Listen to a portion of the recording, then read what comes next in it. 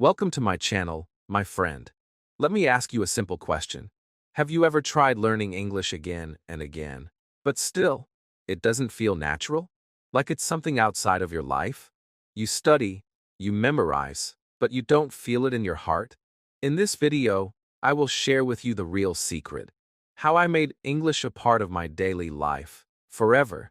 No stress, no pressure, just small changes, big results. Do you feel English is still not part of your life? Chapter 1. The day I realized English was not in my life. I remember that day so clearly, even now. I was sitting in my room with an English grammar book in front of me, the same book I had been reading for months. I looked at the pages filled with rules, exercises, and examples. My eyes moved from one line to another, but my heart felt heavy. I could read the words. I understood the grammar. I even remembered the definitions. But deep inside, something felt wrong. I asked myself a question that changed everything. Why can't I speak English like I understand it? And that simple question opened the door to the biggest truth I had been ignoring. English was not in my life. It was just in my notebook. I had been learning English for years, but still, it felt like a stranger. I studied English like a subject. I memorized verbs. I solved worksheets. I passed exams. But when I walked outside, when I talked to people, or even when I spoke to myself, there was no English. I didn't think in English. I didn't speak in English. I didn't even feel English. It was like learning how to swim by reading a book, but never touching water. I suddenly realized I had been working hard, but in the wrong direction. And that moment became my turning point. That night, I couldn't sleep. My heart was full of questions. I remembered all those times when I hesitated to speak. When someone asked me, "Can you speak English?" I would say a little, even though I had studied it for years. I remembered the times when I wanted to express my feelings in English, but the words didn't come. I remembered the pain of watching English movies with subtitles, understanding the words, but not feeling the meaning. I had knowledge, but no connection. I felt frustrated, but I also felt something else, hope. Because finally, I understood the real problem. English was not my problem. The way I was learning it was the problem. I walked to my mirror and looked at myself. I asked, what if I started to live with English like a friend? Not just learn it, not just read it, but live with it, like I live with my mother tongue. I thought, what if I start my day with English? What if I talk to myself in English? What if I make English part of my morning, my evening, my life? That small idea felt powerful, because for the first time, I wasn't thinking about passing an exam. I was thinking about making English my habit, my helper, my daily voice. The next morning, I tried something new. I woke up, and instead of checking my messages or thinking in my native language, I whispered a small English sentence. Good morning. I'm ready to learn. It was simple. It was soft, but it felt like magic. I smiled at myself. For the first time, I felt English not just in my mind, but in my heart. It wasn't perfect. I wasn't fluent. But I felt something different. I was present with English. And that presence gave me power. That day, I started looking at my world with new eyes. My toothbrush became my English speaking tool. My mirror became my conversation partner. My walk to the store became my listening time. I realized something beautiful. English was already around me. I just had to open the door. That's the lesson I want to give you, my friend.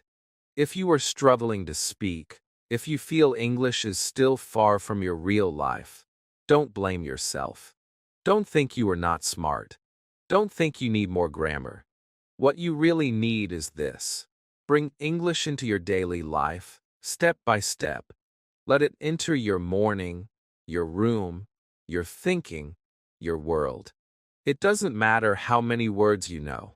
What matters is, do you use them in your life? Do you talk to yourself?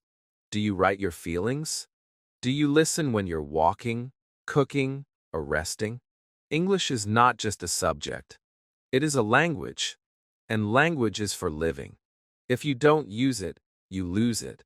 But if you start using it, even in small ways, it starts growing like a flower in your mind. And one day, without fear, you will speak. You will smile.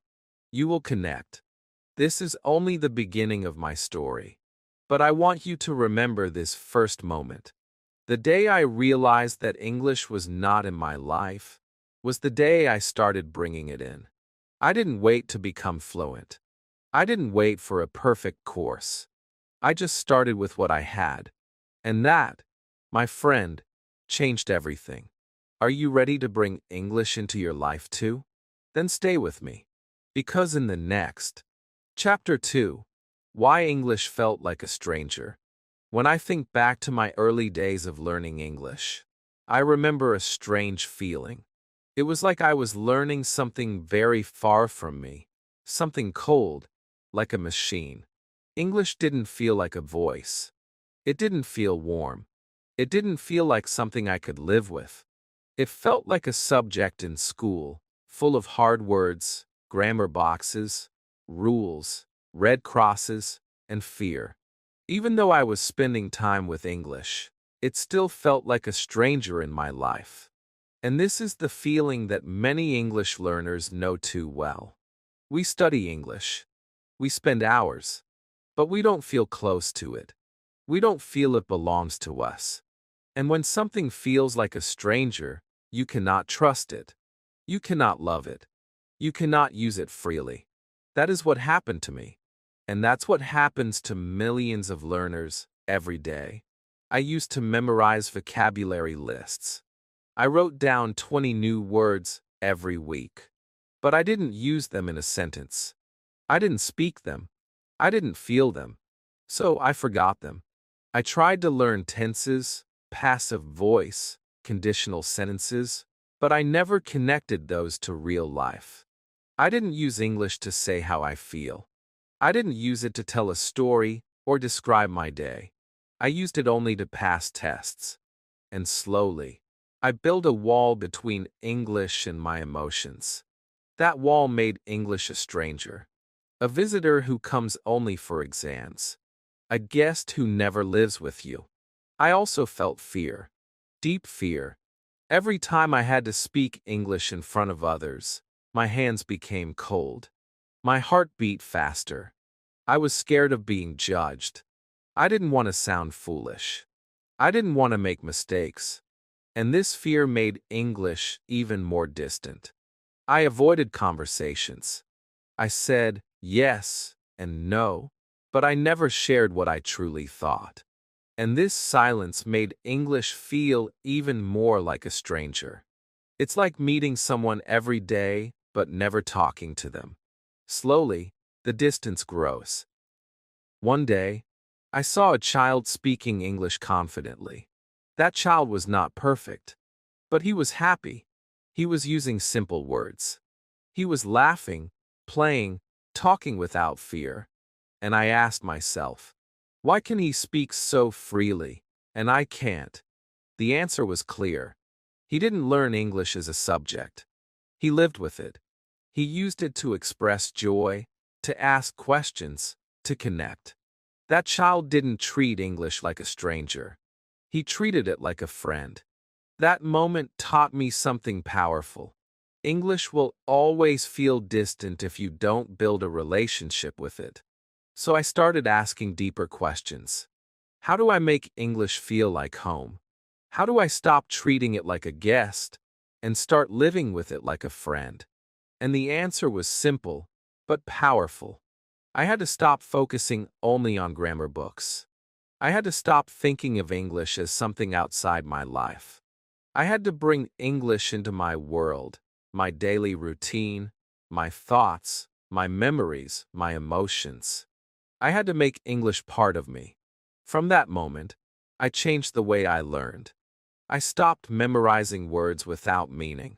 I started using them in real conversations with myself. I stopped watching videos with the goal to just understand. I started watching them to feel. I stopped trying to be perfect. I started trying to be present. And slowly, English stopped feeling like a stranger. It started feeling like someone I had known for a long time, but had never spoken to. And something amazing happened. The more I used English to talk about my real life, the more connected I felt. I started describing my morning in English. I started saying, I'm tired. I'm happy. I need a break. These were simple sentences, but they were real. And real words have power. I started writing my feelings in English.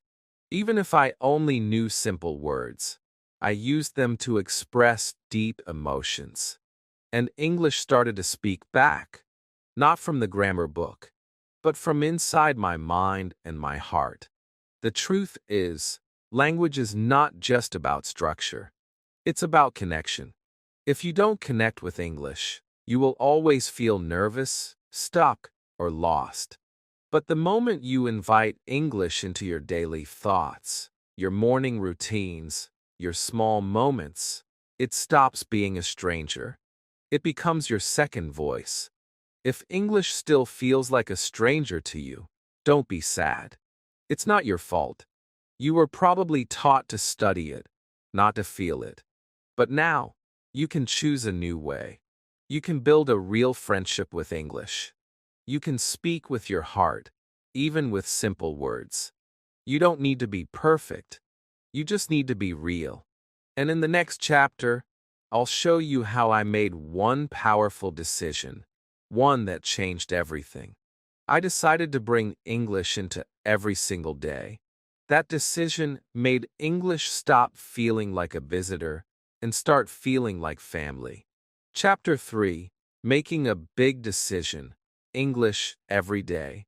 There comes a moment in every learner's life when you have to choose.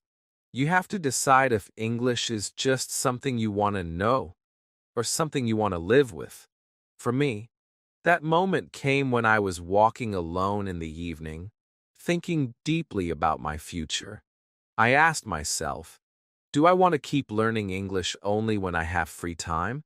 Only when I feel like it? Only when school or work asks me to? And my heart whispered a strong answer: no. I didn't want English to stay outside. I wanted it to be part of my day, every day. That was the moment I made a big decision, a decision that changed the way I live, think, and feel. I decided to bring English into my daily life. Not once a week, not for an exam, but every single day. Not because I had to, but because I wanted to. I didn't wait for a perfect course. I didn't wait to become fluent. I didn't wait for motivation to come. I created it. I started by asking a simple question every morning. How will I live with English today? Just like I brush my teeth, drink water, and eat food, I made a small space for English in my daily routine. And I realized something very powerful. I don't need 3 hours a day. I just need 3 minutes here, 5 minutes there, 10 minutes before sleep. English doesn't ask for big time. It asks for small, true moments. Moments that repeat. Moments that grow into habits. The first change I made was with my mind. I stopped saying, I will study English later. I started saying, I will live with English now. Even if I had only 5 minutes in the morning, I listened to a sentence in English. I said something to myself in English. I repeated a phrase I loved. And that was enough. Because what we do every day shapes who we become. Even a small thing, when done daily, becomes powerful. Like water that cuts through stone, not by force, but by consistency.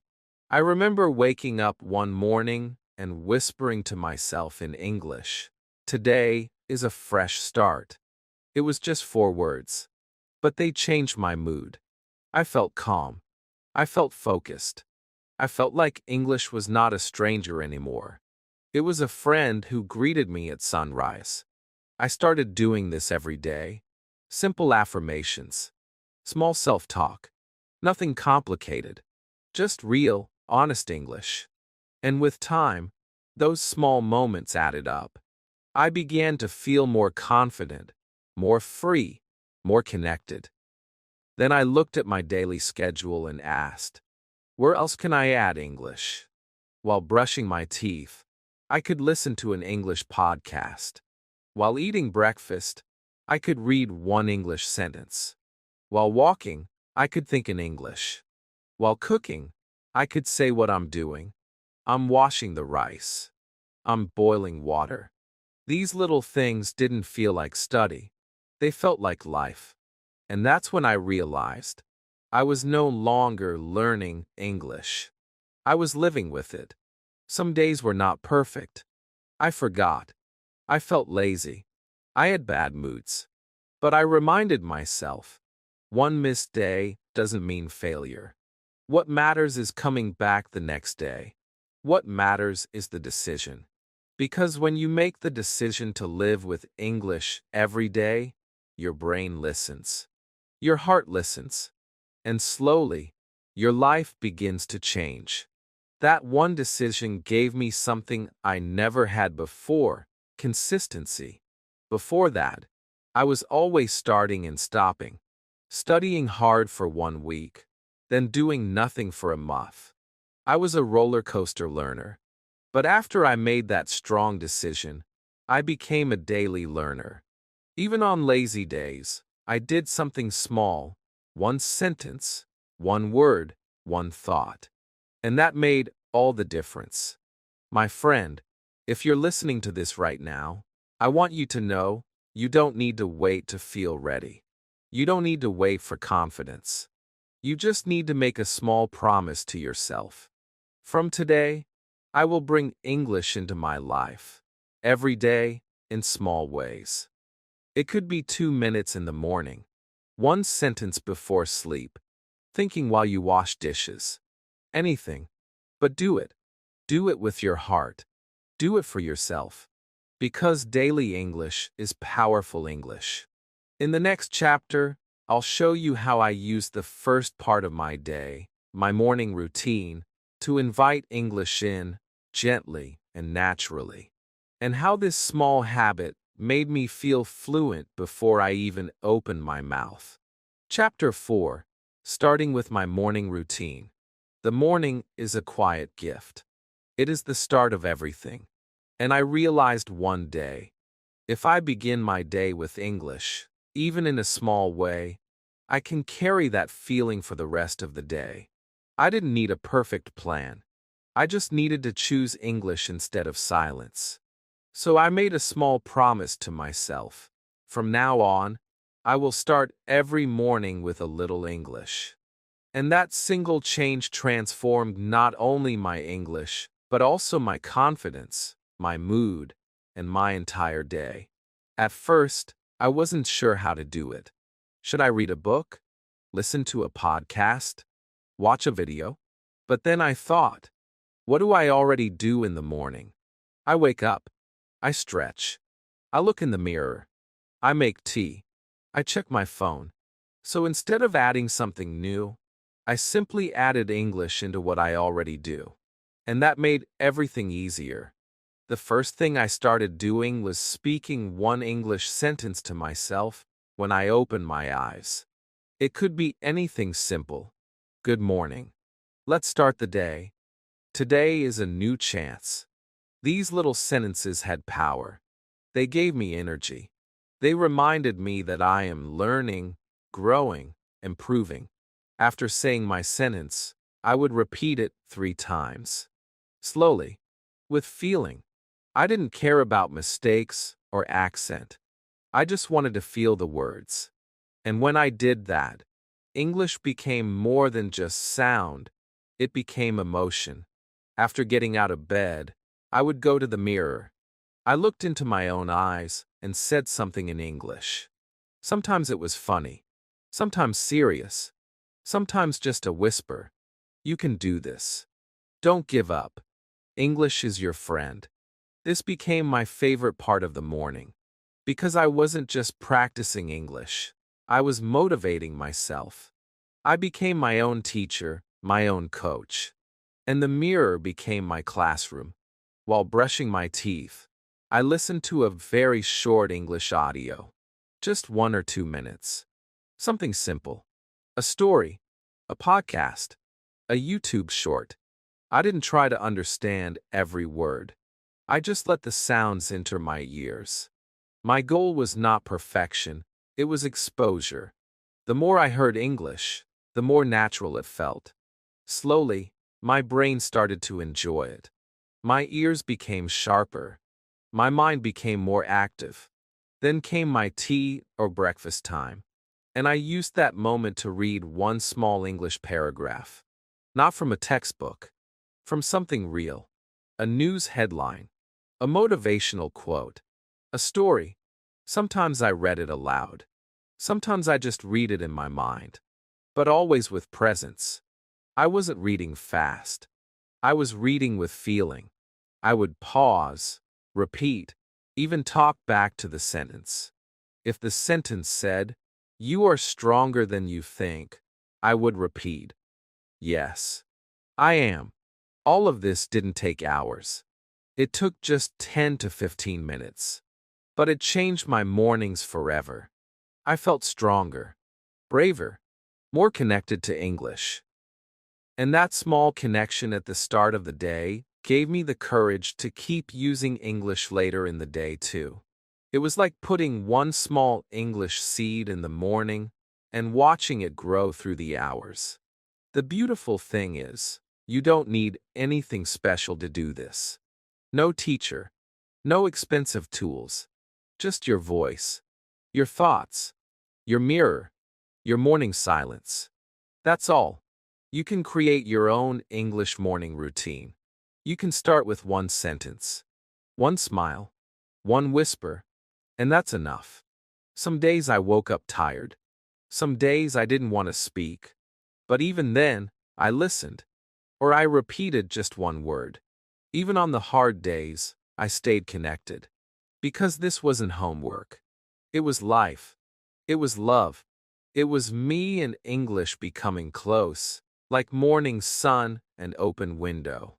My dear friend, if you want English to be part of your life, start with the morning.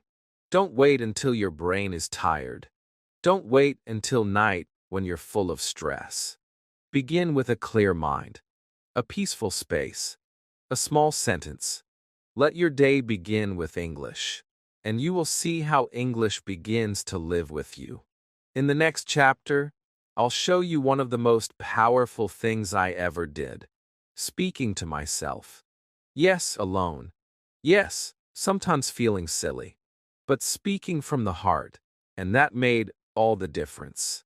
Chapter 5. Talking to myself in English. There was a time I thought speaking English meant I had to find someone else to talk to. A teacher, a friend, a native speaker. And because I didn't have anyone like that, I stayed silent. I waited. I hoped. I felt stuck. But one day, I read something that changed everything. It said, "The first person you must speak English with is yourself." At first, I laughed. Talk to myself? Isn't that strange? Isn't that silly? But deep inside, I knew it was exactly what I needed. I didn't need a perfect conversation partner. I needed practice. And who was always with me? Me. So, I started doing it. And it changed my fluency more than anything else. At first, it was not easy. I felt awkward. I didn't know what to say. I looked around my room and whispered, "I am sitting. I have a cup of tea. The window is open." It felt too simple. But I kept going. I talked about what I was doing. I am brushing my teeth. I am walking to the door. Then I talked about what I was feeling. I am tired. I feel lazy. I don't want to go to work. And slowly, something magical happened. I stopped translating. I started thinking in English. Not perfectly. Not always. But something inside was shifting. I was no longer waiting for English. I was living it. Speaking to myself gave me something powerful, freedom. There was no judgment, no correction, no fear. I could speak slowly or fast. I could make mistakes. I could laugh. And the best part? I began to enjoy it. It felt like a game, like a secret power I had just discovered. I could practice any time, in the shower, while cooking, while walking. I turned my whole day into a speaking session. No class needed, no partner needed, just me and my voice. And the more I did it, the more confident I became. I started having small conversations in my head. I would imagine someone asking me, "How was your day?" And I would answer in English. I would imagine giving directions, telling a story, or describing a movie. I practiced everyday situations before they happened, so when they did happen in real life, I was ready. My words came faster. My mind felt lighter. I was no longer afraid to speak because I had already spoken so many times to myself. There were also emotional benefits. When I was sad, I would say in English, "I feel lonely today." When I was proud, I said, "I did well today." These small sentences helped me connect with my feelings in English. And that made the language more personal, more human. It was no longer just about learning. It was about expressing. It was about healing. English became my second voice, the voice I used to understand myself better. Sometimes I spoke in front of a mirror. Looking into my own eyes and talking made me feel brave. It made me face my fears. I would say encouraging things. "You are learning. You are not giving up. You are getting better." And over time, those words became true. Because what we tell ourselves again and again becomes our belief. I want to tell you this from my heart. If you want to speak English fluently, don't wait for the perfect time. Don't wait for the perfect person. Just begin with yourself. Speak to your reflection. Speak while walking. Speak softly in your heart if you can't speak out loud. But speak. Speak like your voice matters. Because it does. You don't need perfect grammar. You don't need big words. You just need honesty, consistency, and courage. Now, I talk to myself in English every day. Sometimes for 1 minute, sometimes for 10. It doesn't matter how long. What matters is the feeling, the connection. And that daily connection has built my fluency like nothing else ever could. You can do it too. Your best speaking partner is already with you, always.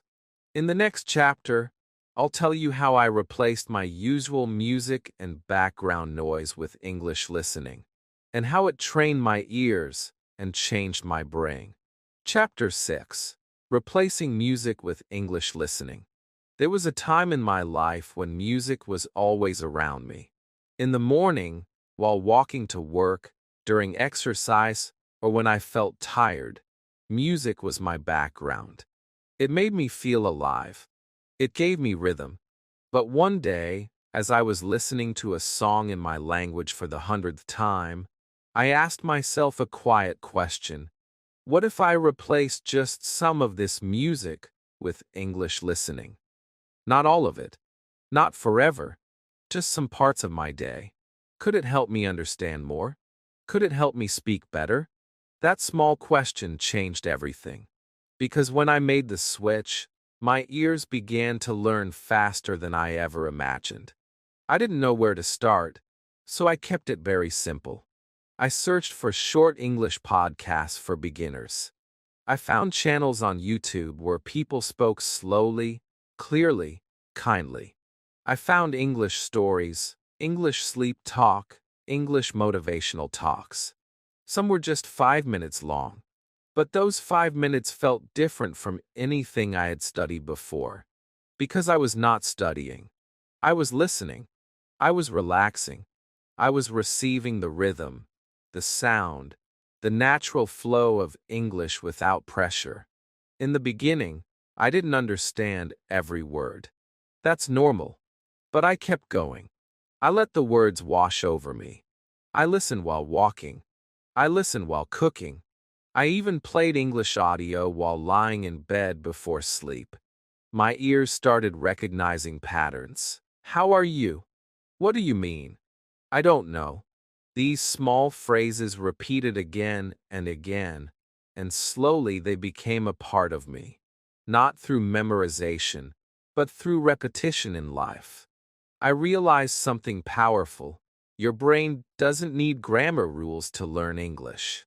It needs sound. It needs feeling. It needs rhythm. Just like a child listens to their parents speak and slowly begins to speak, I was becoming like that child. I was learning English naturally, just by listening every day. And the more I listened, the more I started to hear not just words, but emotions. A soft sorry, a strong yes, a happy wow.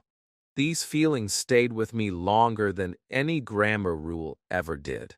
One of the best parts was that I could choose what I liked. I didn't force myself to listen to boring content. I listened to what made me smile.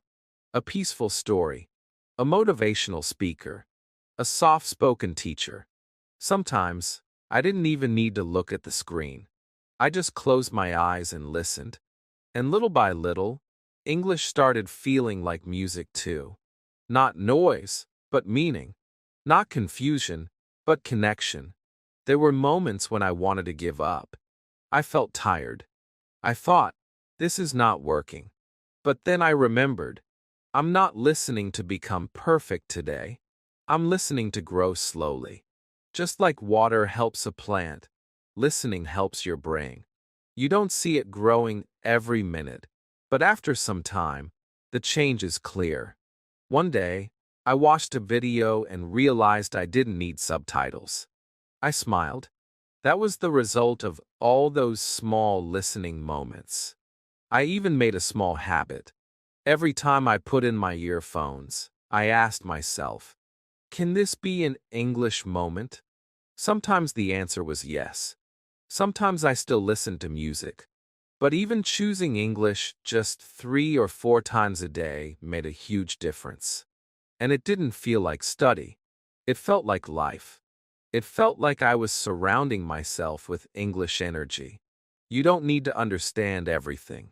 You just need to listen, again and again. Make your ears comfortable with the sound of English. Let it be a part of your environment. Replace a few minutes of music or silence with English audio. While cleaning, while walking, while relaxing. No pressure. No need to translate. Just feel the sounds. My friend, this is one of the easiest and most powerful things you can do. If you start today, even with just 5 minutes, your brain will begin to change. And you will thank yourself in the future.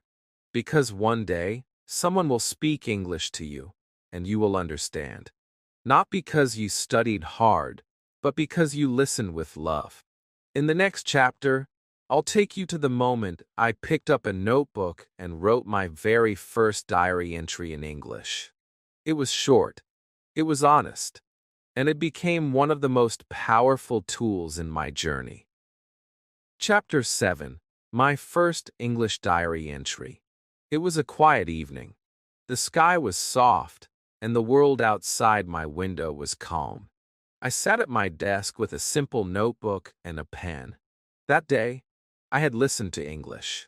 I had talked to myself in the mirror. I had repeated some phrases out loud. But something inside me still felt missing. I needed to write. Not for a teacher. Not for an exam. Just for me. So I opened that notebook and wrote the date at the top in English. I stared at the page for a few minutes, nervous and unsure. Then, with a deep breath, I wrote my first sentence. Today was a slow day. And just like that, something new began. My English diary journey.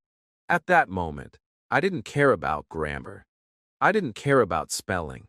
I just wanted to say something real, something simple, something from my heart. I wrote the next sentence. I woke up late. Then, I made tea. I listened to an English video. I am tired now, but I feel good. That was it. 5 small sentences. Nothing perfect. But those words gave me a strange kind of joy. Because they were mine. They were about my life. My thoughts. My voice in English. That first diary entry changed everything. It was the first time I used English to talk about my real day, my real feelings, my real world. Not imaginary situations from a textbook. Not fake dialogues. Just my truth. And I realized something powerful. When you write about your life in English, you start to believe that English belongs to you. You stop feeling like an outsider. You stop saying, English is hard. Instead, you say, this is my English. My simple English. But it's real. So I made a decision. I would write every day. Not long. Not perfect. Just a few lines. I wrote about what I did. What I saw. What I felt. If I was sad, I wrote, I feel sad today. If I had a good meal, I wrote, the food was delicious. Slowly, my sentences became longer. I started adding details. I walked to the park. The sky was gray, but the air was fresh. It felt like painting with words. Simple pictures, simple emotions, but full of meaning. And every time I wrote, I read my sentences out loud. This helped me in 2 ways. First, I improved my writing. Second, I improved my speaking. I saw how the same sentence can live on the page and also in the air. I could feel the words, hear them, own them. That connection between writing and speaking made my learning stronger. Of course, there were mistakes. Many times, I didn't know the right word. Sometimes I used the wrong tense. But I didn't stop. I didn't let perfection kill my progress. I used a simple rule. If I don't know the big word, I'll use the small one I know. That rule made me creative. It made me think. It made me brave. Soon, my diary became my best friend. I carried it with me. I wrote in cafes, in parks, on the bus. I wrote when I was happy. I wrote when I cried. I started asking questions in my diary. Why am I feeling like this? What did I learn today? What can I do better tomorrow? And I always answered them in English. That daily writing made my mind sharp and my emotions strong. English was no longer a subject. It was a part of me. Looking back, I can say this honestly. My English diary gave me fluency, not just in words, but in confidence. It helped me trust my voice. It helped me love my journey. It helped me stay connected, even on the hard days. If you are learning English, I ask you to try this. Get a notebook, or use your phone. Write 1 sentence today. I watched a video. I feel sleepy. I want to learn more. That's enough. Start small. Start honest. Start now. And if you do it daily, you will feel something change inside you. You will see that English is not just in books. It's in your life, in your heart, in your story. In the next chapter, I'll show you how I changed something very small, but powerful. I changed the language of my phone. And that small act changed the way I lived with English forever. Chapter 8. Changing my phone and life to English. It was such a simple decision, but it became one of the most powerful changes in my journey. I remember scrolling through my phone one evening, as I always did. Messages, apps, settings, everything was in my native language. And suddenly, a thought came into my mind like a soft voice. If I want to make English a part of my life, then why is the device I use the most not in English? My phone was with me all the time, morning to night. It was my alarm clock, my calendar, my music player, my dictionary, my entertainment, my connection to the world. If I could change one small thing, just the language of this phone, I could surround myself with English even more. I hesitated for a moment. What if I don't understand something? But then I remembered, growth never begins in comfort. So, I went to settings and changed the language to English. And just like that, my phone and my life started to speak a new language. At first, everything looked different. The buttons, the menus, the notifications. But it wasn't scary. It was exciting. I started to learn new words not by memorizing them, but by using them. Alarm, snooze, reminder, reply, update, download complete. These were not just words anymore. They were actions. They had meaning because I was living them every day. Every time I opened my camera, I saw a record video or switch camera. Every time I changed the brightness, I saw increase and decrease. These small things began to build my vocabulary without me even noticing. I was learning passively, naturally, joyfully. Soon, I realized that my brain was adjusting. It was no longer translating everything. It was understanding directly. I started thinking, oh, I need to check my notifications.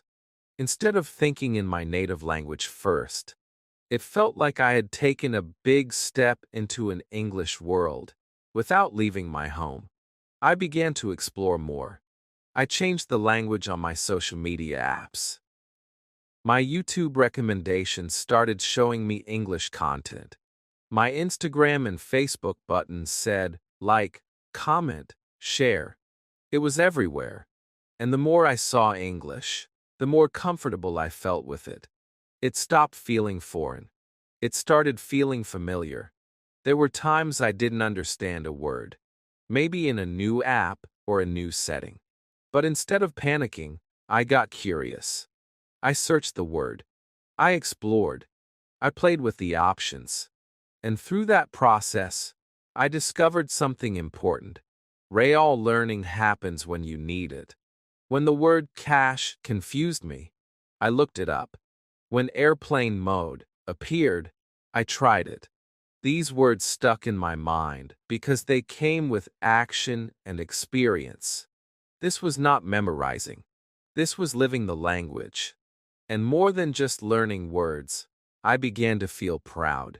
Proud that I was building an English environment for myself. I didn't have to fly to another country. I didn't need an English-speaking family. I just needed to surround myself with small, daily moments of English. My phone became my teacher. My app became my classroom. And I became the kind of learner who doesn't wait. I became the kind who creates their own path.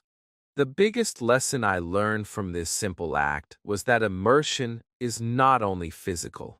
It is also mental.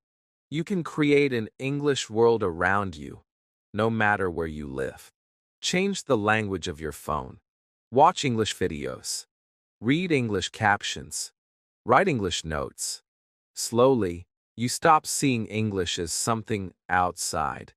You start feeling like it's part of your reality. And when English becomes your reality, your brain starts treating it like your own language. This one small change made my days different. Every time I unlocked my phone, I saw English. Every tap, every swipe, every notification reminded me, you are living with English now. You are not just learning it. You are using it. You are growing with it. You are making it part of your life. And that feeling gave me courage. It gave me control. I was not waiting for the perfect environment. I was creating it, word by word, click by click. If you are serious about learning English, I invite you to try this too. Change your phone's language to English. Explore your apps. Get used to new words. At first, it might feel strange, but soon, it will feel like second nature. And when it does, you'll know you've taken a real step toward fluency. A step that says, English is not just a subject. It's how I live now. In the next chapter, I'll tell you about the day I watched a movie without subtitles for the first time. I didn't understand everything, but I felt something powerful that changed my relationship with English forever. Chapter 9. The day I watched a movie without subtitles. It was a rainy evening, the kind that makes you want to stay inside with a warm drink and a soft blanket.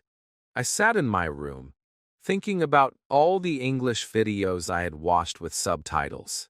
Every time I watched something in English, I kept my eyes fixed on the bottom of the screen. My brain didn't trust my ears. I read fast. I tried to connect what I saw with what I heard. But deep inside, I knew I was depending too much on subtitles. They were like training wheels on a bicycle. Helpful, yes, but I wanted to ride without them. I wanted to listen, not read. That evening, I made a small but brave decision. I opened a movie, an English movie I had seen before, and this time, I turned the subtitles off. My heart beat a little faster. What if I couldn't understand anything? But then I reminded myself, understanding is not perfection. Understanding is connection. And that was enough to press play. The beginning felt strange. The characters were speaking quickly. Some words flew by like birds in the sky, too fast to catch. I missed many things. But I didn't panic. I didn't stop. I focused on the tone, the body language, the emotions. And slowly, something amazing began to happen. Even though I didn't catch every single word, I started to understand the meaning. I followed the story. I felt the emotions. I laughed at the jokes. I felt the pain of a character crying. And I realized, you don't need to understand every word to feel something real. Watching without subtitles trained my brain in a new way. It told my ears, you are strong enough.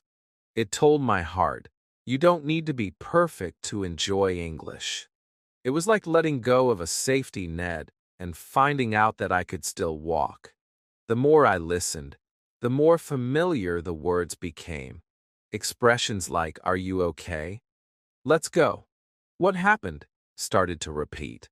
They didn't feel like lessons anymore. They felt like friends, voices I had heard before. And I understood them not because I studied them, but because I lived with them. One beautiful thing about watching movies without subtitles is that you stop being a student and you start becoming a human in the story. You stop translating in your mind. You start listening with your heart. You get lost in the moment. That's when real fluency begins. Not when you remember grammar rules, but when you feel the language flowing through you. That evening, I didn't understand everything, but I understood enough. And that enough gave me confidence like never before. After that experience, I made it a habit.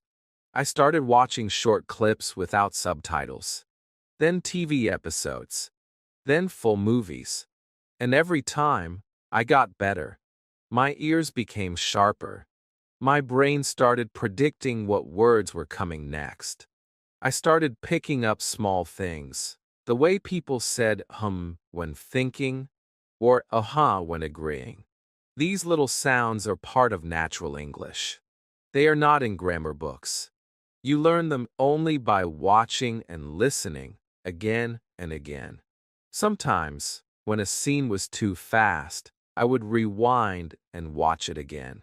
Not to catch every word, but to enjoy the rhythm, the flow, the music of English. I treated the movie like a song, something to enjoy, not something to control. And with time, I discovered something magical. My fear of speaking was going away. Why? Because I had listened so much, so deeply, so emotionally, that English began to feel like my second voice. Watching movies without subtitles also taught me patience. At first, I felt uncomfortable, but slowly, my brain adapted. And that gave me a deep lesson about learning. Comfort does not create growth. Trouble does. Confusion is not your enemy. It is your invitation to grow. And the more I allowed myself to sit with that confusion, the more I improved. So if you're watching English videos with subtitles, that's okay. It's a good place to start.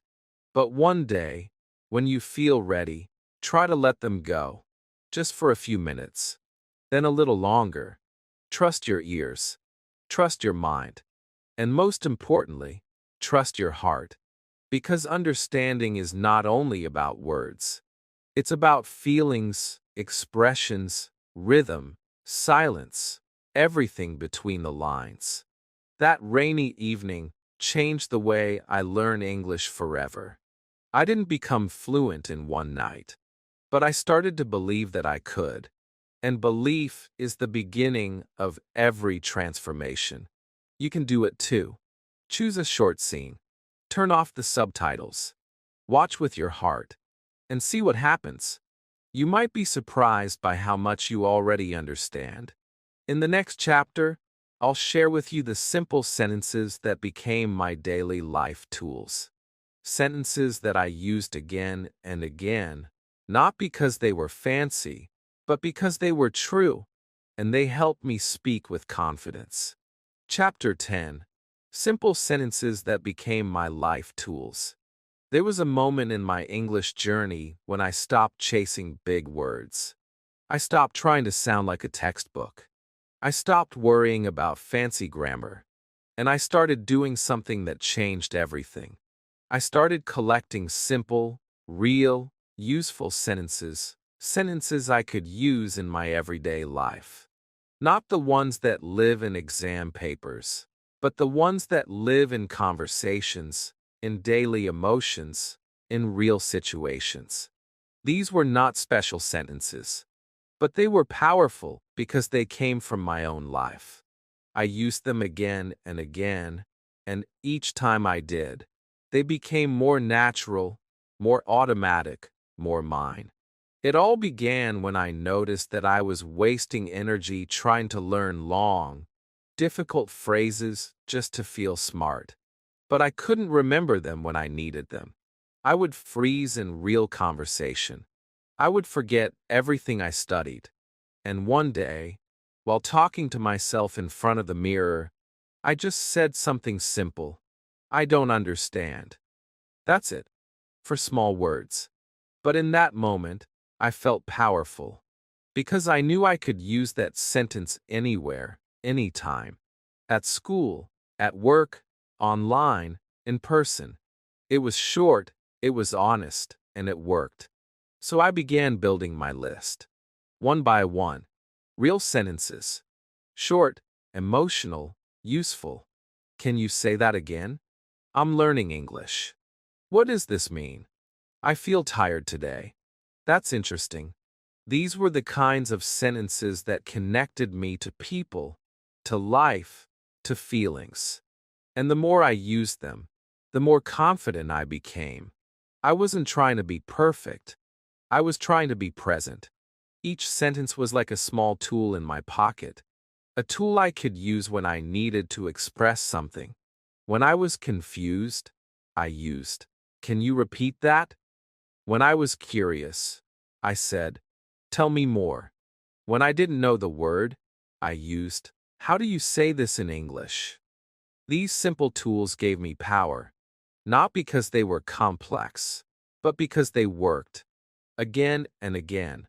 And they worked because they were connected to real life. I also started practicing these sentences out loud every day. I would walk around my room and say, I need help. Then I'd change it. Do you need help? She needs help. I played with the sentence. I made it mine. I repeated it with emotion, with feeling, with my whole heart. And that repetition made the sentence live inside me. So when I needed it in the real world, it came out naturally, without stress. Soon, I noticed that I was building something very important, my foundation. These simple sentences were like bricks in a house. They held everything together. Once I had the foundation, I could add new things. I could grow. But without those strong basic sentences, I had nothing to stand on. And I want to tell you this from my own experience. You don't need thousands of words to speak English well. You need the right ones. The ones you use daily. The ones that matter to you. I made a habit of choosing one sentence every day and using it as much as possible. I don't know became my favorite in the beginning because it gave me space to learn. Then, I'll try again became my power sentence because it reminded me not to quit. Later, that's okay, helped me feel calm when I made mistakes. These sentences didn't just help me speak English. They helped me feel strong, human, and real. Another thing I loved was writing these sentences in my diary. Every night, I would choose one that felt close to my heart and write it down 5 times. Not like a punishment, but like a prayer. I would say it softly. I would close my eyes and imagine myself using it in a conversation. I would dream in that sentence. And that dream slowly became reality. And the beauty is, you can do this too. You can start today. Choose 10 simple sentences. Practice them. Use them. Say them in the mirror. Write them. Feel them. They are not small. They are gold. They are the keys to fluency. They are your voice in simple form. Never underestimate the power of a short, true sentence. I'm learning. I'll try again. Can you help me? These are not beginner phrases. They are human phrases. And the more you use them, the more you become fluent, not just in English, but in life. In the next chapter, I'll tell you how the mirror became my most honest English partner. It never laughed at my mistakes. It only listened and helped me find my voice. Chapter 11. English with my mirror, the most honest practice. There's something powerful about looking into your own eyes while you speak. You see your truth. You feel your fear. You face yourself completely. That's what happened to me the day I stood in front of the mirror and spoke in English for the first time. It was just a quiet morning. I had been listening to English, writing in my diary, repeating simple sentences. But still, I felt nervous when it came to speaking. Not to others, just speaking in general. My voice sounded strange. My words felt shaky. My confidence was small. But something inside me whispered, "Try the mirror." So I walked to it. I looked at myself. And I began. At first, I didn't know what to say. I just looked at my reflection and said, "Hello." Then, "My name is," I smiled at myself, a little embarrassed, but also curious. Could this really help me speak better? I kept going. I said what I was feeling. "I'm tired. I want to learn. I am trying." These were not long speeches. Just short, honest sentences. But when I saw my mouth forming the words, when I heard my own voice in English, it felt different. It felt real. It felt like English was no longer just in my mind. It was now on my voice. It was now alive. I started doing this every morning, even if only for 5 minutes. I would look into the mirror and talk. Sometimes I told myself how I was feeling. Sometimes I described my plans for the day. Sometimes I just repeated one sentence again and again. And slowly, something beautiful started happening. I stopped judging myself. I stopped being afraid of how I sounded. I started accepting my voice, my accent, my pace. The mirror didn't correct me.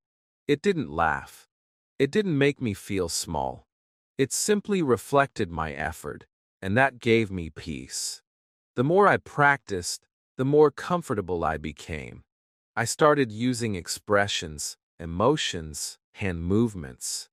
I looked at myself and said, "You can do this." I gave myself advice. I asked myself questions. I even made jokes and laughed alone. And this daily practice built something deeper than just language. It built self-trust. Every time I stood in front of the mirror, I wasn't just improving my English. I was building a relationship with myself. A more confident, more expressive version of me was being born, word by word. There were days when I felt tired, when I didn't want to speak. But even then, I would go to the mirror, look at myself, and say just one thing: "You showed up." That alone gave me strength. Because that's what learning a language really is. Not being perfect, but showing up again and again, even when it's hard. The mirror became a symbol of that promise. A quiet friend who listened without judgment and reminded me how far I had come. Over time, I added more to my mirror routine. I practiced job interview questions, casual conversations, greetings, and storytelling. I acted out small scenes. "Hi, can I help you?" "Yes, I'm looking for a book." It felt playful, like I was rehearsing for real life. And that's what it was, real life rehearsal. When I finally spoke to someone in English outside, it felt familiar. I had already said these words before. I had already lived these moments in front of the mirror. One of the most surprising things I discovered was how much emotion lives in our face when we speak. As I practiced in the mirror, I became more expressive. I noticed how a smile changed the tone, how raised eyebrows added curiosity, how a soft look gave warmth. Speaking English became not just about words, but about presence. I was learning to communicate, not just talk.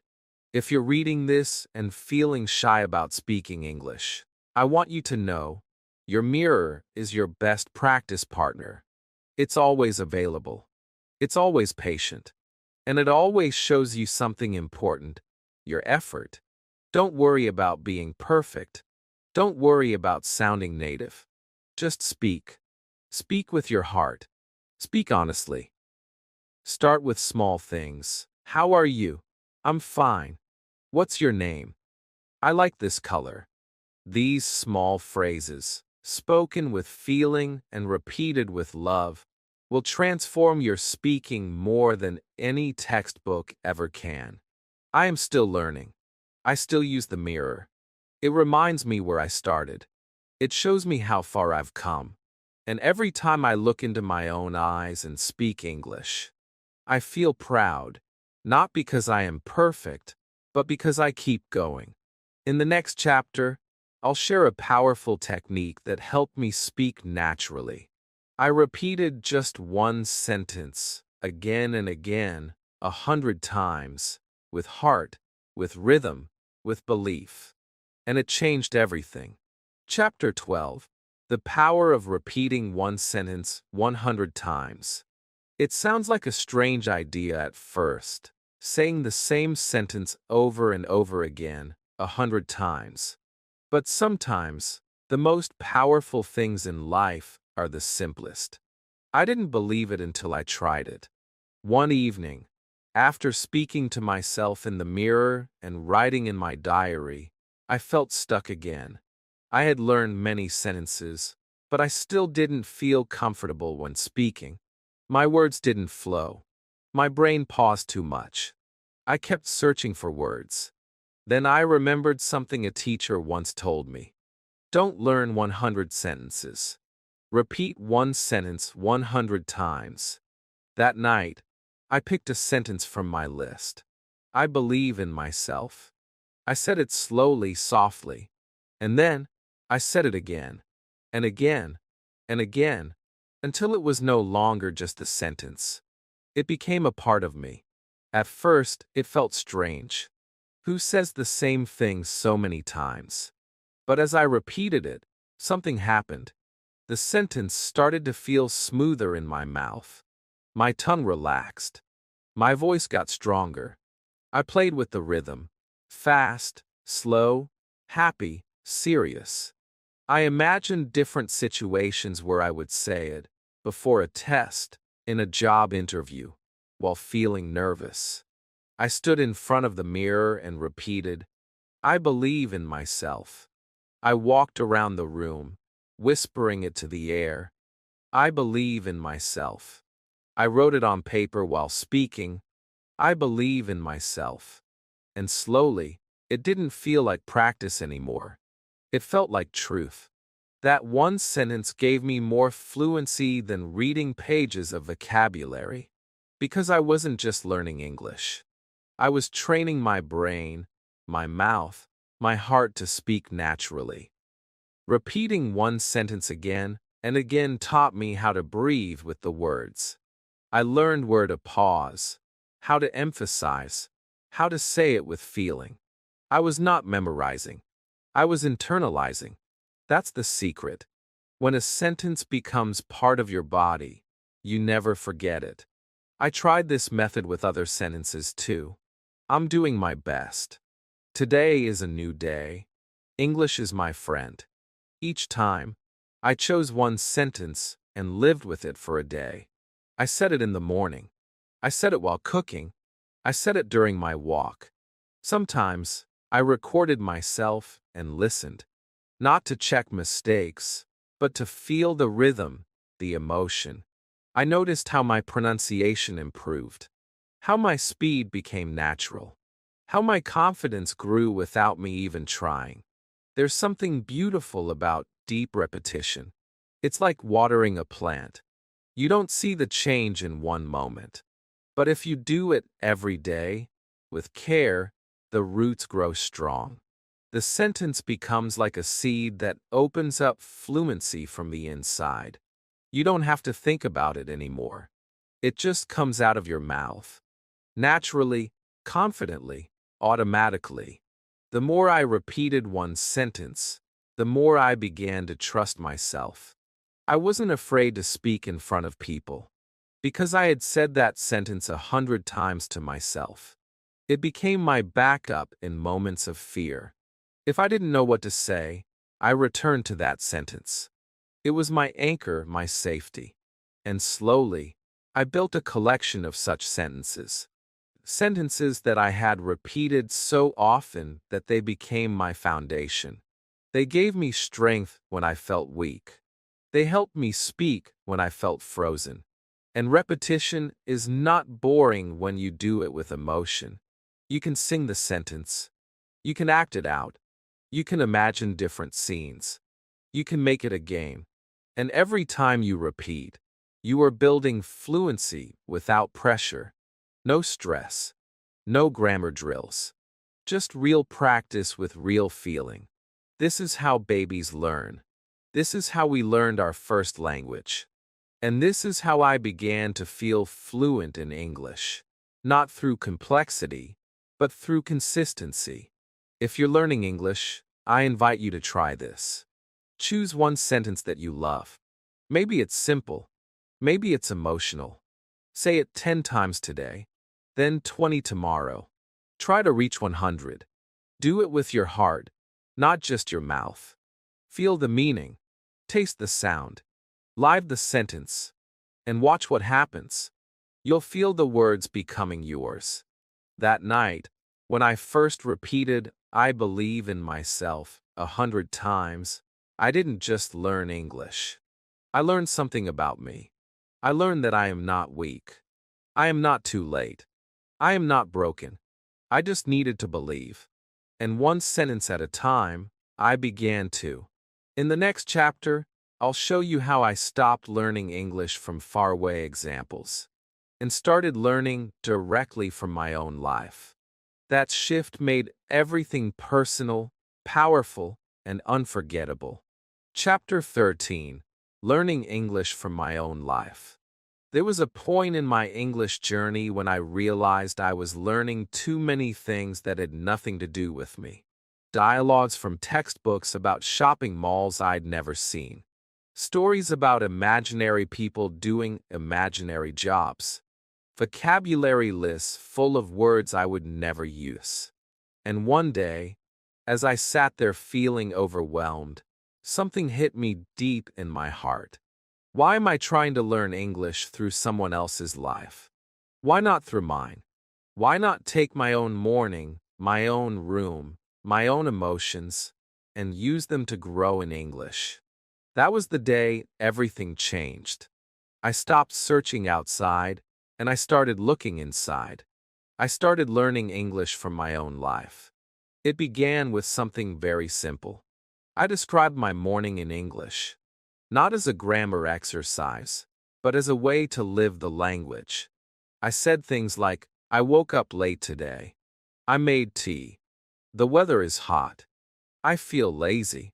These were not long or difficult sentences, but they were mine. They were true. And because they were true, they stayed with me. They touched my memory. They connected English to my real experience. And that connection made the words stronger, deeper, and easier to remember. I started turning every small thing I did into a language opportunity. When I brushed my teeth, I whispered, I'm brushing my teeth. When I cooked, I said, I'm chopping onions. When I looked out the window, I said, the sky is cloudy. These sentences were not from a book. They were from my own life. And because of that, they felt natural. They felt real. I wasn't just speaking English. I was speaking my English, shaped by my days, my actions, my heart. Then I began to describe my feelings too. I said, I feel tired. I'm nervous about tomorrow. I miss my friend. These simple emotional phrases help me in two powerful ways. First, they help me express myself more clearly in English. Second, they help me understand myself more deeply as a person. I was no longer afraid of small emotions. I gave them voice, and that voice was English. That made the language more than just a skill. It made it a part of my emotional life. One thing that helped me was keeping a list of useful personal sentences. I would add new ones every time I experienced something new. After a long day, I'd write, today was stressful. After meeting someone, I'd write, it was nice to see her again. I didn't need to memorize 100 new words each week. I just needed to focus on the sentences that reflected my actual world. And slowly, my English vocabulary grew in the most natural way, through my own experience. I also started asking myself simple daily questions in English. What did I do today? What was the best part of my day? What do I want tomorrow to look like? These questions made me think in English. They made me go deeper. And every answer I gave built new sentences, new phrases, and more comfort with the language.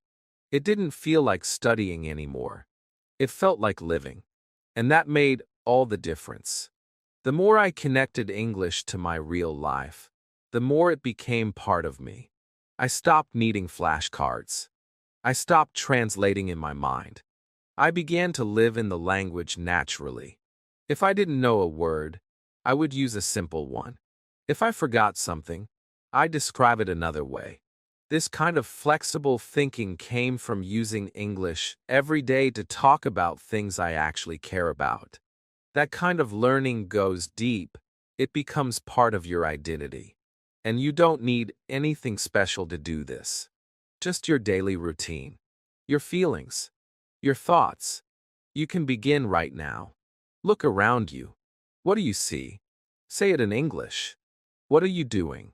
Say it in English. What are you thinking? Try to express it in English.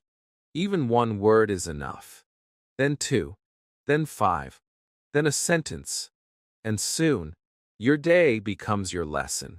Your world becomes your classroom. Your life becomes your language guide.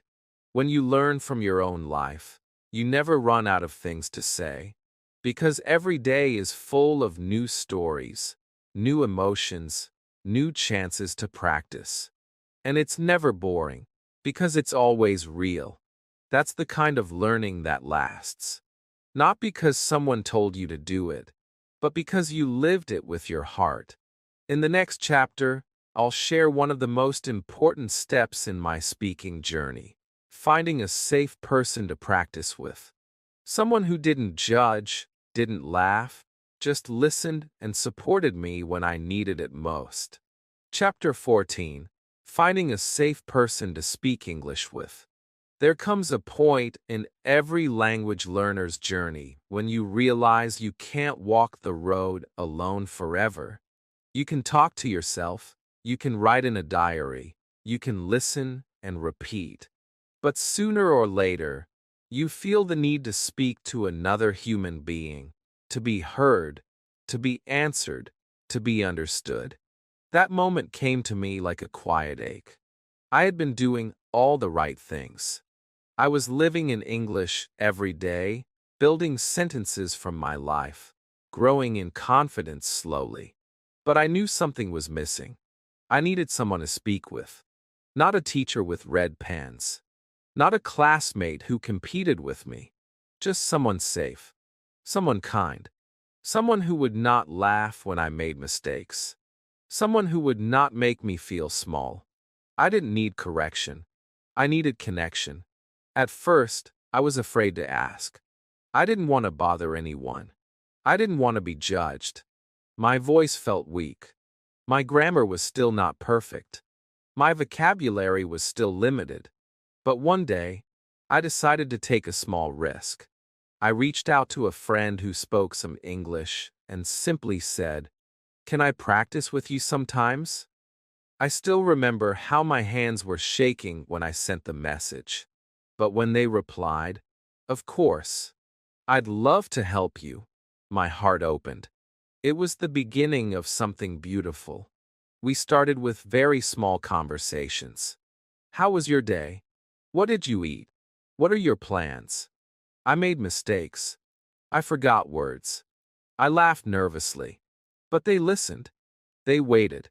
They didn't correct me unless I asked. They just let me speak. And for the first time, I felt the joy of speaking English with someone who understood the struggle, who saw the effort, not the errors, who gave me space to grow without pressure. That space became my safe home, a place where I could explore my voice freely. Speaking with someone kind and patient helped me in ways I never imagined. I stopped fearing pauses. I stopped hiding when I didn't know what to say. I began to use the simple sentences I had practiced so many times. And when I used them in real conversation, I felt proud. I felt powerful. Because they worked. I didn't need big words. I just needed the courage to speak. And having a safe person gave me that courage. Sometimes we talked for 5 minutes. Sometimes we just sent short voice notes. Sometimes we didn't speak for days. But the connection remained. Knowing I had someone who supported my journey made me feel less alone. It motivated me to keep going. It reminded me that language is not only about words. It's about connection, emotion, and trust. And that trust helped my words flow more easily, more naturally. One of the best moments came when my speaking partner said, "Your English is getting better." I smiled so big, I almost cried. Because it wasn't just about English. It was about being seen, being appreciated, being understood. That small sentence gave me more energy than 100 grammar lessons. It reminded me why I started. It reminded me that progress is not always loud. Sometimes it's a quiet voice saying, "Keep going." If you're learning English, I want to tell you this. You don't need a perfect partner. You need a kind one. Someone who listens. Someone who encourages. Someone who lets you be yourself. It could be a friend, a family member, someone online. Even if they are not fluent, even if they are learning too, you can grow together. You can laugh together. You can make mistakes together. And that's how you become fluent. Not by speaking perfectly, but by speaking freely. And if you can't find someone yet, don't give up. Keep looking. There are many people in this world who are also looking for someone just like you. Someone honest, someone brave, someone trying. You can be that person for someone else too. Share your voice. Offer support. Create a space where learning feels safe, warm, and human. I am deeply thankful for the person who gave me that first safe space. They helped me believe in my ability to communicate, not just in English, but from my heart. That belief changed my life. And I know it can change yours too. In the next chapter, I'll tell you about a magical moment. The first time I realized I was thinking in English without trying. It didn't happen overnight. But when it came, it felt like I had entered a new world. Chapter 15.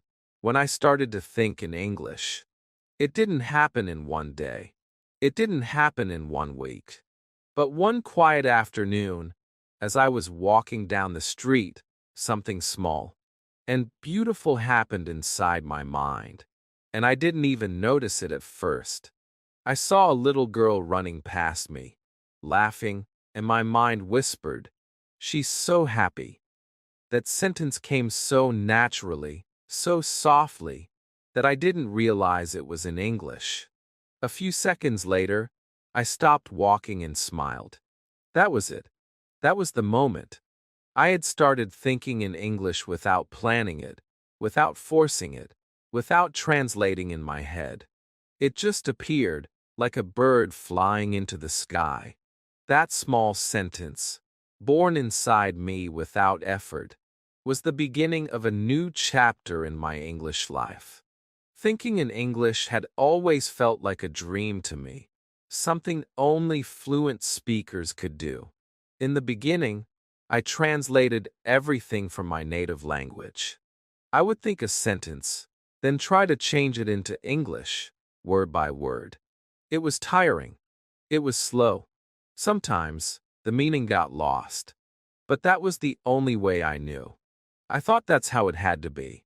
I didn't understand that thinking in English is not something you force. It's something that grows, slowly, naturally, through daily use, through repetition, through love.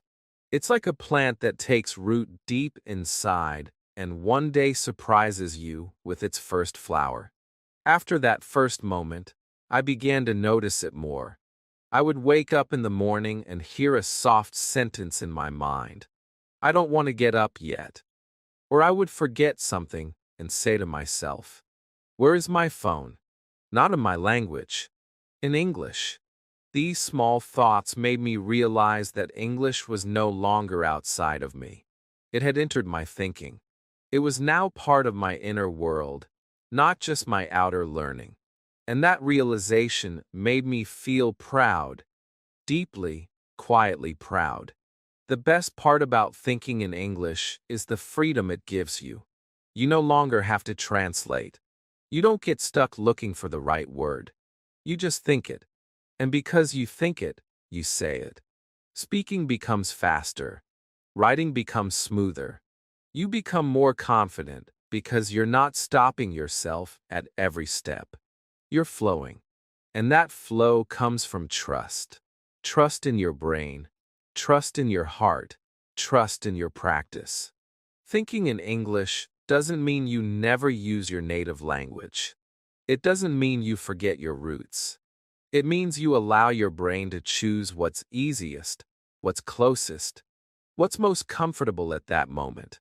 And the more you use English in your daily life, the more your brain chooses it naturally. That's the secret. You don't need to push yourself. You just need to live with the language every day, even in the smallest ways. That's what I had been doing without realizing it. Talking to myself. Writing a diary, listening, repeating, speaking in the mirror, watching movies. All of these actions were slowly training my brain to think in English.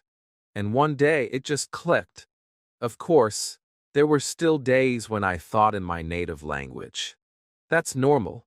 But now I had a choice. I could switch between languages with more ease. I could describe my feelings in English without struggling. I could walk into a store and think, let's ask politely. I could hear a sentence and understand it without translating. And that small shift changed how I saw myself. I wasn't just a learner anymore. I was a speaker. I was a thinker. I was becoming someone who lived with English from me inside out. One beautiful thing I did to support this was to create a thinking corner in my day. Just 5 minutes. I would sit quietly and try to describe my thoughts in English. Not speak them, just think. What did I feel? What did I want? What did I dream about? I gave my brain a quiet invitation to use English. And it accepted. With time, those thoughts got clearer, faster, more natural.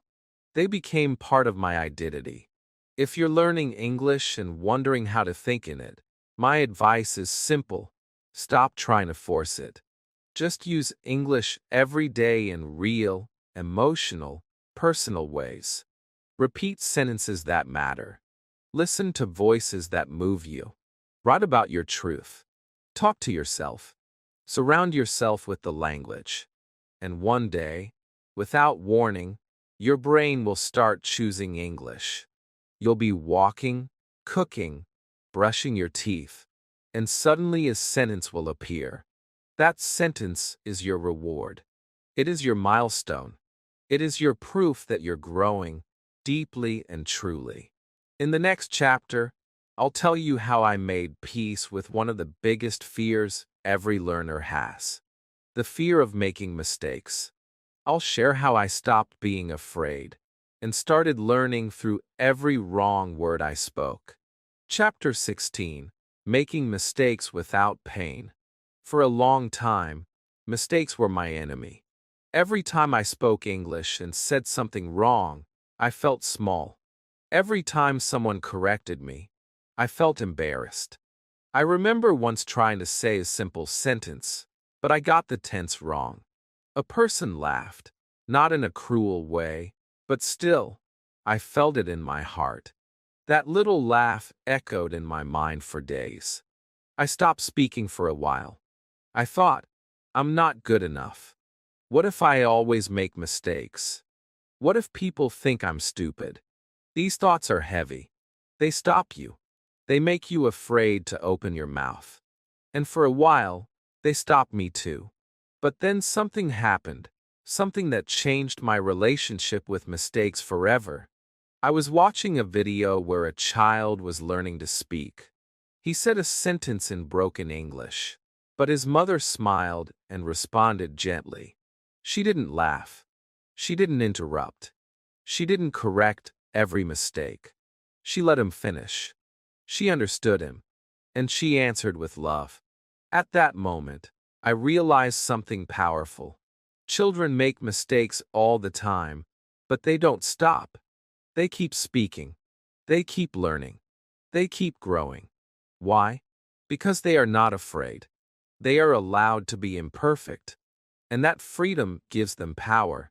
So I made a promise to myself.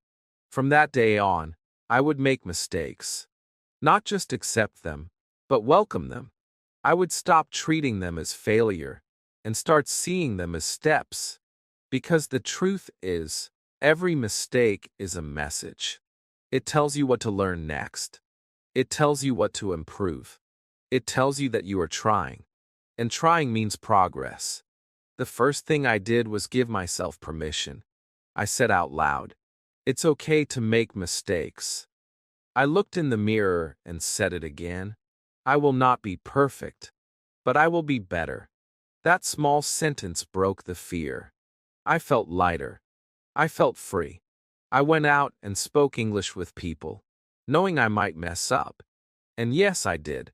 But something magical happened. The world didn't end. People still understood me. Some even smiled and encouraged me.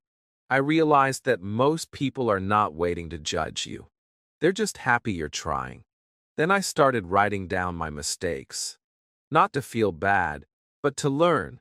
I had a small notebook, and every time I noticed an error, I wrote it.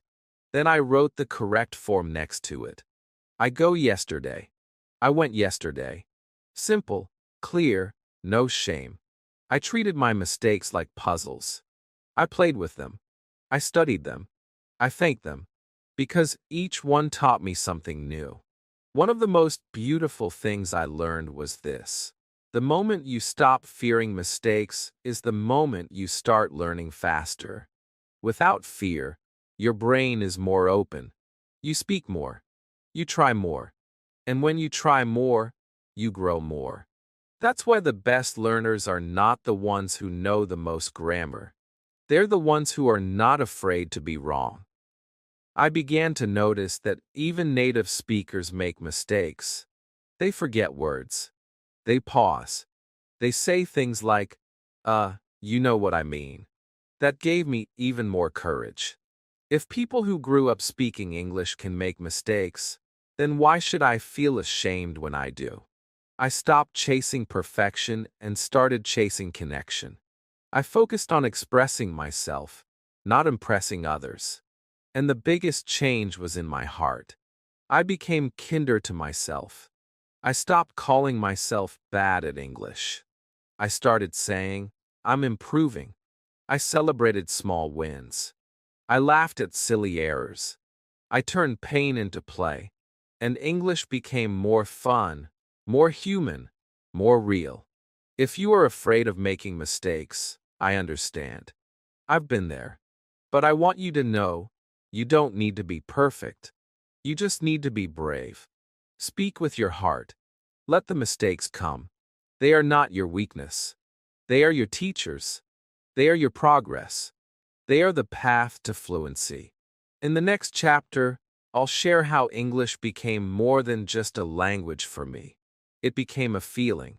It became the emotion I used to express my real self, not just my grammar knowledge. And that's when I truly fell in love with it. Chapter 17. English became my emotion, not just my language. There is a moment in every language learner's journey when something changes deep inside. At first, we learn English like a system. We memorize words. We practice grammar. We repeat sentences. We focus on structure, rules, and correctness. But then, one day, English becomes something more. It becomes a feeling, a way to express what's in your heart, a bridge between your inner world and the outside world. That moment came to me slowly, without warning. One evening, I was writing in my diary in English, just like I did every night. I wrote a sentence, I miss someone today. And suddenly, I felt tears in my eyes. Not because the grammar was perfect, not because I used advanced vocabulary, but because the words were real. They were mine. I wasn't just writing in English. I was feeling in English. And that changed everything. Until that point, English had mostly been a skill. I saw it as something I had to learn, to pass exams, to get a job, to travel. It was useful, but it was outside of me. It was like a tool I picked up when I needed it. But in that moment, when I wrote about my sadness, I realized something deeper. English was now a part of me. It wasn't just helping me speak to others. It was helping me speak to myself. It had become my second voice, my emotional language, my friend when I had no one else to talk to, my way of saying things I couldn't say in my own language. After that, I began to use English not only to describe what I was doing, but to express what I was feeling. If I felt tired, I wrote, I'm exhausted today. If I felt proud, I said, I did something good today. If I felt afraid, I whispered, I'm scared. but I'll try anyway. These were not big or complex sentences, but they were full of truth. And when English becomes your emotional language, everything changes. You connect with it on a deeper level. It's no longer a subject. It's a mirror, a light, a path that shows you who you really are. I started talking to myself in English when I was feeling low. I looked into the mirror and said, "You're strong. You've come so far." I used English to comfort myself, to motivate myself, to heal myself. And somehow, using English made those words feel new and fresh. They didn't carry the same emotional weight as my native language. It was like I was hearing them for the first time, and that gave them more power. It helped me believe them. Even when I listened to English songs, I began to feel the lyrics more. I didn't just translate them, I felt them. A soft line like, "You're not alone," made my heart feel warm. A phrase like, "Keep going, you're almost there," made me feel brave. I repeated those words to myself throughout the day, and they became part of my emotional life. My English wasn't perfect, but it was real, and that realness gave me strength. One of the most beautiful parts of this transformation was that I began to connect with others on a deeper level. When I spoke English, I wasn't just sharing information, I was sharing feelings. I could say, "I understand how you feel," or "That sounds really hard." And when someone heard those words from me, spoken in my imperfect but honest English, they didn't care about my accent or my grammar.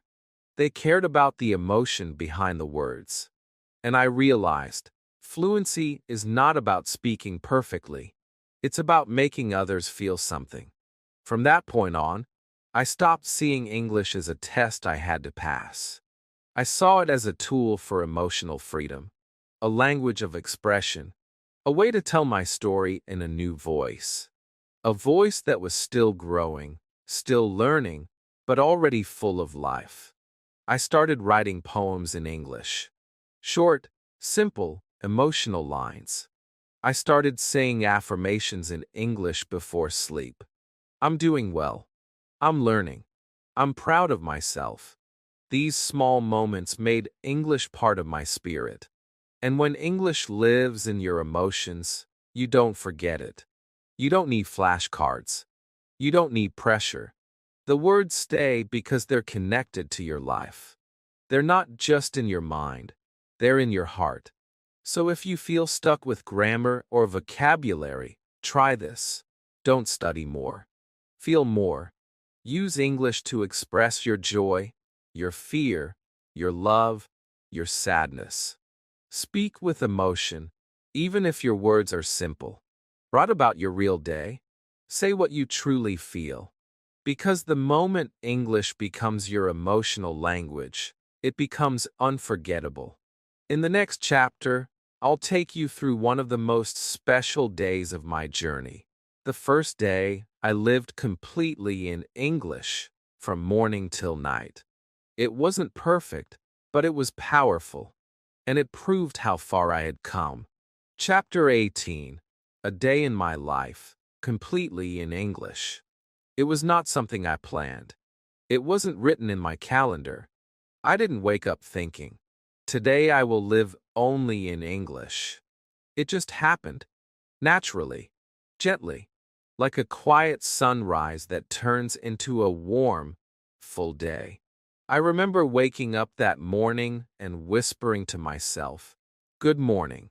I didn't even think about it. It just came out in English. Then, as I made my bed, I said softly, "Let's start the day." Again, no translation, no effort. The words were simply there, like a familiar friend. That was the moment I realized, maybe today, just for fun, just as an experiment, I could live my whole day in English.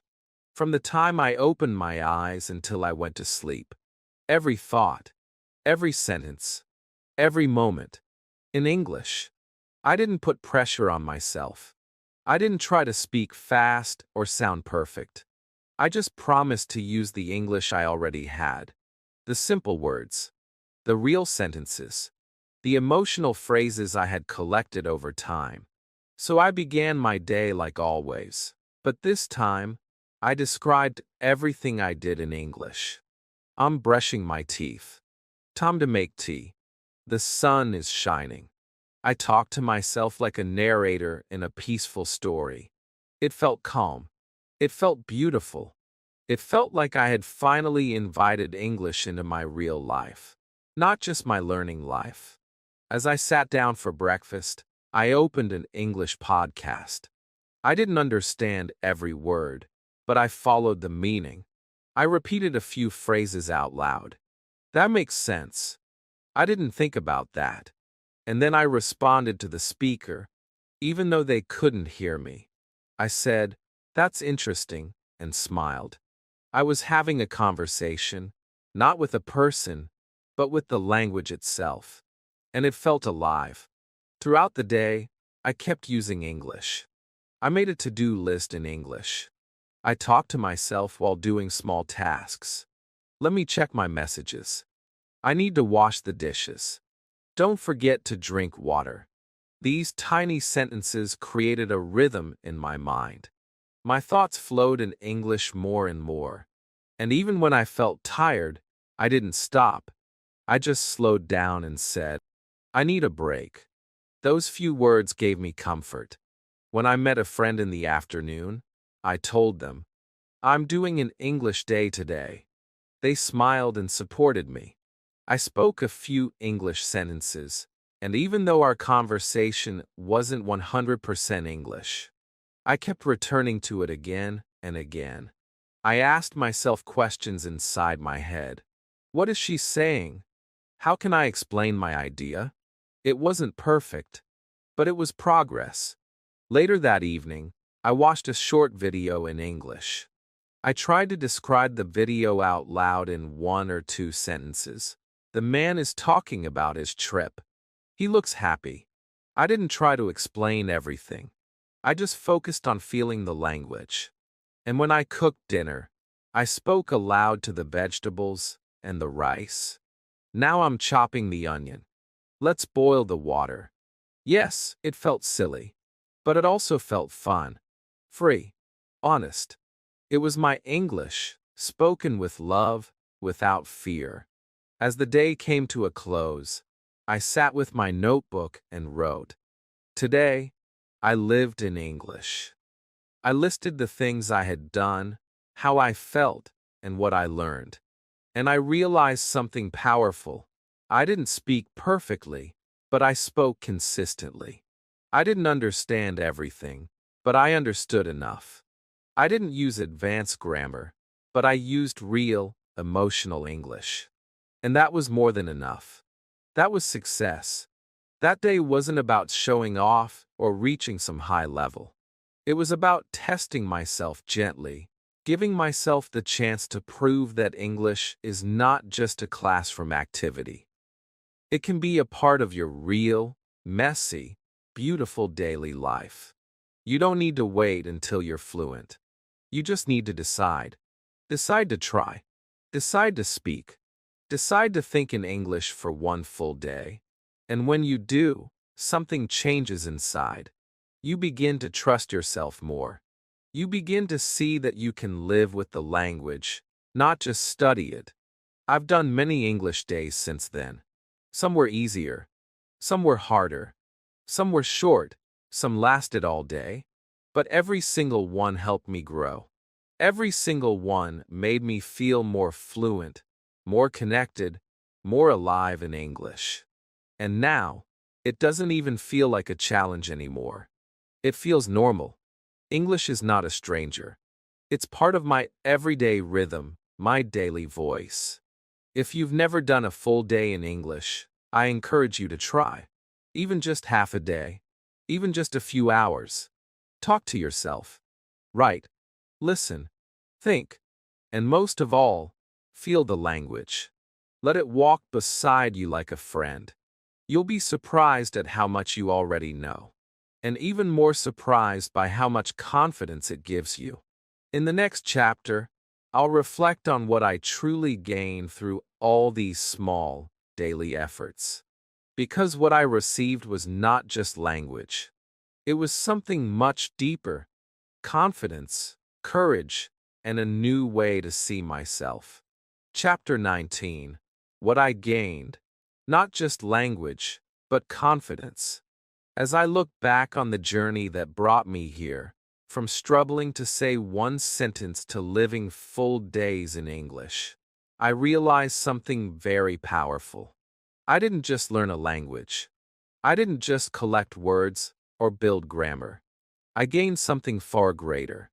I gained confidence. I gained courage. I gained a new version of myself. A version that speaks up. A version that tries without fear. A version that believes. And that belief didn't come from books or exams. It came from small actions, taken again and again, with heart. It came from repeating one sentence 100 times.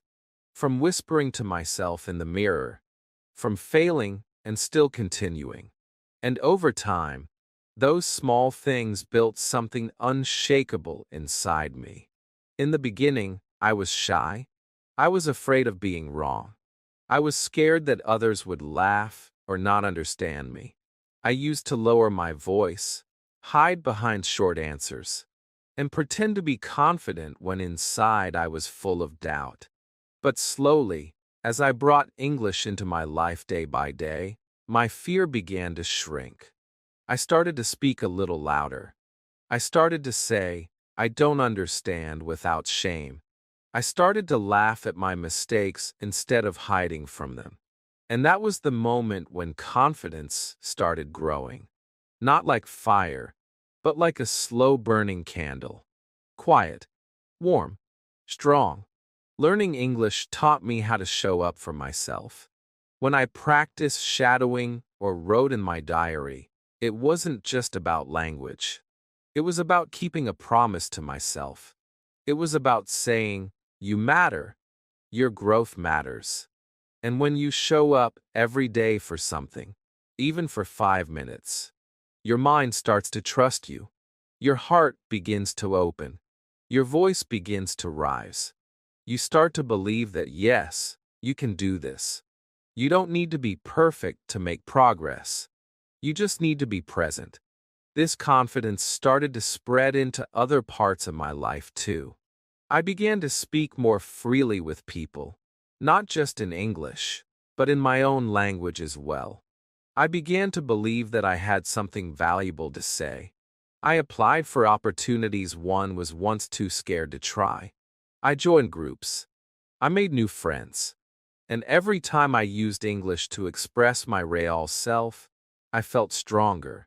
Because English wasn't just helping me speak to others. It was helping me discover myself. There's something special about learning to express emotions in a new language. You begin to see yourself with new eyes. You say, "I'm proud of myself," and suddenly feel that pride in a different way. You say, "I'm doing my best," and it feels like a fresh beginning. These words become mirrors, showing you that you are more than your fears, more than your mistakes. They show you that you are becoming the person you've always wanted to be. And here's the truth. I didn't gain this confidence by being perfect. I gained it by being honest. By trying again and again. By staying kind to myself when I stumbled. I spoke when my words felt weak. I wrote when my grammar was unsure. I listened when my ears got tired. And every time I didn't give up, I grew. That growth became my strength. That strength became my confidence. Now when someone asks me, "Are you fluent in English?" I smile. Not because I speak like a native, but because I no longer fear the question. I no longer feel the need to prove myself. I speak with heart, with feeling, with joy. And that is what true fluency means to me.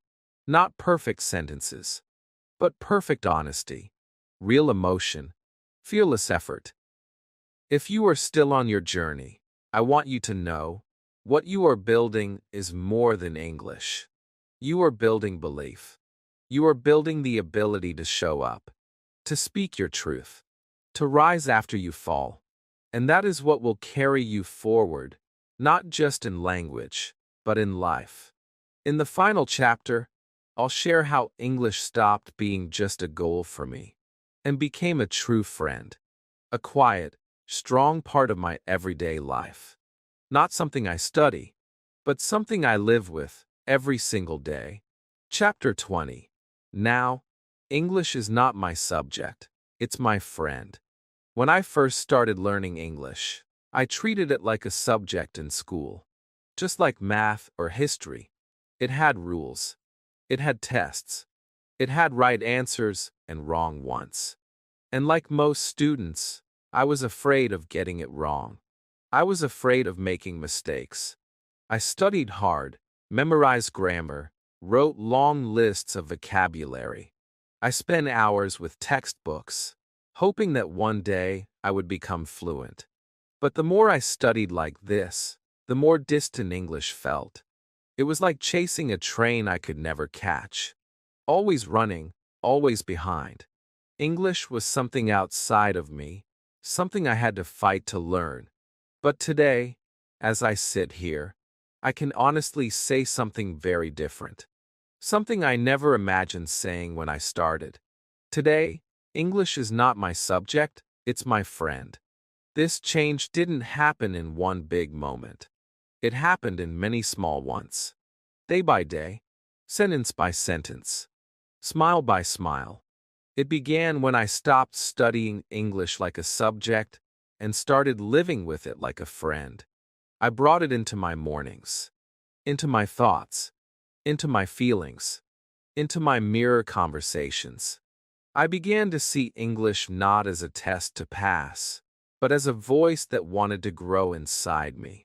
A voice that could help me tell my story, express my heart, understand others, and understand myself.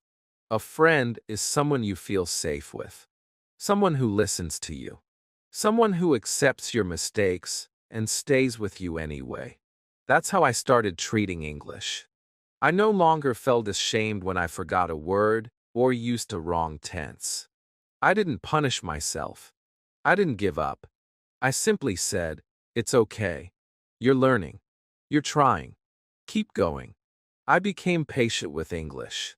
And in return, English became patient with me. There were days when I didn't feel like practicing, days when I was tired, days when I had no motivation. But just like a good friend, English waited. It didn't leave. It didn't judge me. It welcomed me back when I was ready. Even if I only spoke for 5 minutes or listened to a short podcast, I felt connected. That gentle presence, that daily connection, is what changed everything. I no longer saw English as a task. I saw it as a part of my daily life, just like drinking water or saying goodnight. And like any real friendship, my relationship with English is not perfect. Sometimes I still get frustrated. Sometimes I still forget words. But now I laugh. I smile. I talk to myself kindly. I say, "It's okay, we're still growing." I don't run from English. I run to it. I use it when I'm happy, when I'm sad, when I'm thinking about my future, when I'm remembering my past. It's with me always. It's not in my bag. It's in my breath. English has given me more than just words. It has given me confidence. It has given me opportunities. It has helped me meet new people, watch new stories, think in new ways. It has helped me become someone I never thought I could be. Someone who can stand up and say, "Yes, I speak English." Not perfectly, but honestly, proudly, with heart. That is the power of friendship. It lifts you up, even when you feel small. And now, when people ask me how I became fluent, I don't say, "I studied very hard." I say, "I made English my friend." I spoke to it with love. I listened to it with patience. I welcomed it into my life. Every day, even when I didn't feel ready. I used it in my thoughts. I used it in my emotions. I used it in my life. And like a true friend, it stayed. If you're listening now and still see English as a hard subject, I want to gently invite you to change your view. Don't fight with English. Don't fear it. Be kind to it. Sit with it. Walk with it. Speak to it like you would to someone you care about. Let it grow slowly. Let it be part of your morning, your evening, your heart. And one day, just like me, you will realize English is no longer a goal. It's a friend that walks beside you, step by step, sentence by sentence, through every part of your beautiful journey. And this journey is just the beginning. Your English friend will grow with you, laugh with you, cry with you, and remind you how far you've come. All you have to do is keep walking with it. Thank you for joining me on this journey. If my story felt like your story, remember this. You don't need to be perfect, just present. Speak with feeling. Practice with love. Make English a part of your life, not just your study. If this video helped you, please like, comment, and subscribe. Tell me in the comments which chapter felt closest to your heart. Keep going. English is not just a language, it's your friend.